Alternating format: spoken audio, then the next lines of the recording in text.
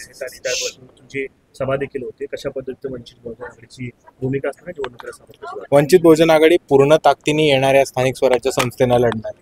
बराचसा वेळेस असं होतं आणि खास करून पश्चिम महाराष्ट्रामधल्याच पत्रकार बांधवांनी आणि लोकांनी आरोप केलेला आहे की बरेचसे वेळेस वंचितमध्ये बाहेरची लोक येतात, तिकीटं लढून घेऊन जातात.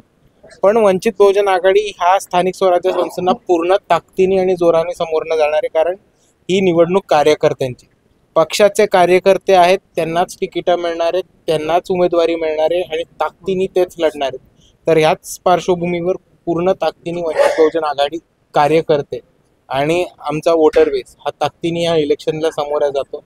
आणि त्याच पद्धतीने सोलापूरमध्ये सुद्धा शहरामध्ये आणि सोलापूर ग्रामीणमध्ये होणाऱ्या स्थानिक स्वराज्य संस्था आम्ही पूर्ण ताकदीने लढतो. कोणासोबत जायचा विचार केला आहे की स्वतंत्रपणे पुन्हा निवडणूक? नाही, आत्ता तरी आमची पॉलिसी आहे की भाजप आणि त्यांचे मित्रपक्ष सोडून आम्ही कोणाची युती करायला तयार आहोत. भाजप आणि त्यांच्या मित्रपक्षांशी चर्चेसाठी आम्ही बसायला बिलकुल तयार नाही. पण बाकी जितके पण पक्ष आहेत त्यांच्याबरोबर युती आणि आघाडी करायचा निर्णय हा वंचित बहुजन आघाडीच्या स्थानिक बॉडीजला आहे आणि तो निर्णय तेच त्या पातळीवरती करतील. एमआयएमचे माजी खासदार आहेत इम्तियाज, काल त्यांनी त्यांच्याबद्दल भाषणामध्ये बोलताना सांगितलं की एमआयएम सोबत युती करण्यासाठी जे बाकीचे पक्ष आहेत म्हणजे काँग्रेस असेल, बाकीचे जे सेक्युलर स्वतःला समजणारे जे पक्ष आहेत ते कुठेही त्यांना घ्यायला नाहीत, अस्पृश्यासारखी वागणूक देत आहेत असं त्यांचं म्हणणं आहे. एमआयएमच्या बाबतीत वंचित बहुजन बाबतीतली भूमिका आपल्याला काय आवडते? अशा पद्धतीने सोबत आघाडी करण्यासाठी तयार आहेत, पक्ष सोबत घेत आहेत, तयार आहेत तुमच्यासाठी? हे बघा, इम्तियाज जलील साहेबांचा काय अनुभव आला तो मला माहीत नाही आणि त्यांचा तो पर्सनल त्यांचा अनुभव आहे, त्याच्यावरनं ते बोलत असतील, त्याच्यावरती तरी मी बोलणार नाही. पण वंचित बहुजन आघाडीनी जी या विधानसभेमध्ये पहिले लोकसभेमध्ये आणि खास करून विधानसभेमध्ये ताकद दाखवली त्याच्यामुळे इतर पक्षांचा वंचितकडे याचा कल हा खूप मोठ्या प्रमाणात वाढलेला दिसतो. आम्ही लोकसभेमध्येच आम्ही लोकांना सांगितलं होतं की आम्ही इंडिया अलायन्स करू इच्छितो आणि भाजपला हरवण्यासाठी, संविधान वाचवण्यासाठी आम्ही इंडिया अलायन्सचा भाग बनायला इच्छितो. त्याच पद्धतीने वंचित बहुजन आघाडीचे फुंडकर सर, रेखाताई ठाकूर यांनी मुंबईला चर्चेमध्ये सुद्धा सहभाग घेतला होता. पण तिकडे पुढे महाविकास आघाडीनी किंवा इंडिया अलायन्सनी आमचा समावेश करून नाही घेतला. तरी लोकसभेला इंडिया अलायन्स पूर्ण ताकदीने लढली आणि त्यांना थोड्या प्रमाणात विजय मिळताना दिसला. पण त्याचा पूर्ण फटका हा विधानसभेला वंचितला न घेतल्याचा तुम्हाला इंडिया अलायन्सला किंवा महाविकास आघाडीला दिसताना बसलेला दिसतोय.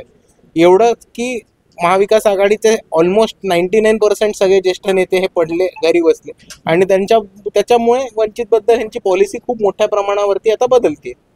उद्या संभाजीनगरमध्ये मोर्चा अनाऊन्स केलेला आहे, पण पोलीस त्याला परवानगी नाकारतायत, अजूनही नाकारले. मोर्चा होणार आहे का आणि कशा पद्धतीने? माझं ह्याच्याबद्दल नुसतं एकच. उद्या संभाजीनगरमध्ये मोर्चा अनाऊन्स केलेला आहे, पण पोलीस त्याला परवानगी नाकारतायत, अजूनही नाकारले. मोर्चा होणार आहे का आणि कशा पद्धतीने? माझं ह्याच्याबद्दल नुसतं एकच म्हणायचं, मोर्चाची परवानगी येऊ का न येऊ, मोर्चा तर निघणार आहे. पण दुसऱ्या बाजूला पोलिसांनाच जर इतके लिगल कारवाई करायची असेल तर ज्या संघटनेच्या विरुद्ध आम्ही कारवाई करतोय आणि मोर्चा काढतोय ती संघटना जरा लिगल आहे का लोकांना सांगावं एकदा. मोर्चामध्ये वंचित बहुजन आघाडीचे सगळे राज्याचे पदाधिकारी, तसंच राष्ट्रीय लेवलचे पदाधिकारी, सगळे ज्येष्ठ नेते आणि त्याच पद्धतीने खास करून युवक बांधव हे मोर्चामध्ये असणार आहेत.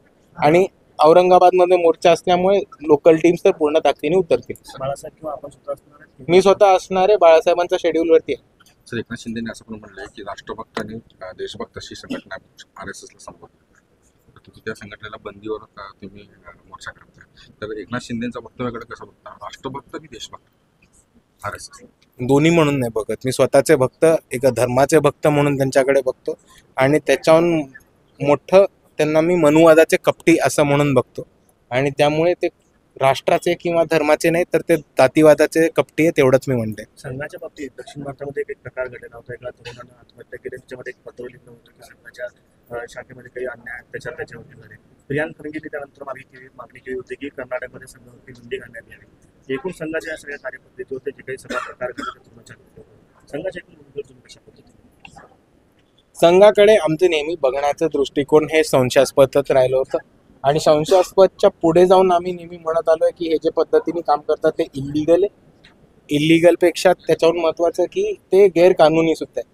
ज्या पद्धतीने RSSच्या दसऱ्या पूजेला शस्त्राचे पूजन होतं, ज्या पद्धतीने अजूनही ते कुठल्या सेक्शनखाली रजिस्टर्ड आहेत, ते कुठल्या नावाखाली मोबिलायझेशन करतात, ते जो फंड उभवतात त्याच्यावरती टॅक्सेस देतात का, तो जो फंड उभा करतात त्या टॅक्सेसची पोचपावती किंवा आकडे तरी इन्कम टॅक्सला कळतो का, एवढ्या सगळ्या महत्त्वाच्या प्रश्नांवरती कोणीच बोलत नसताना ही संस्था लिगल कशी, हा एक मोठा प्रश्न सर्वांनाच उभा राहतो. सर 1 नोव्हेंबरला जे आहे महाविकास आघाडी जे आहे निवडणूक आयोगावरती जे आहे मोर्चा काढणार आहे मतदारांचा कोड ते EVM मशीनच्या विरोधात.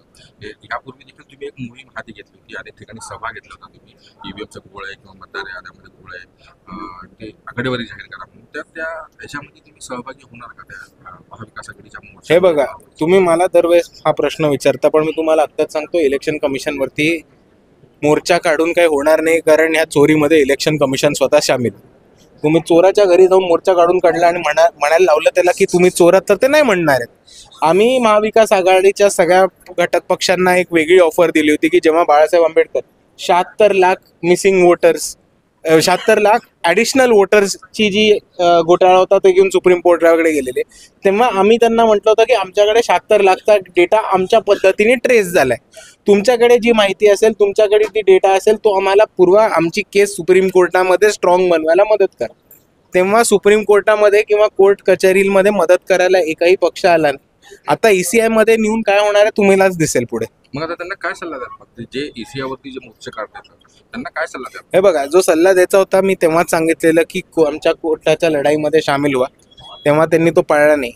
आता पुढे काय होतं तुम्हालाच दिसेल. कोर्टावर विश्वास आहे का? म्हणजे कोर्ट देखील पिकलं गेलं असं देखील स्टेटमेंट येते, विधानं येतात. ज्यांनी विधानं दिली त्यांना विचारा, माझं तर हे विधान नव्हतं.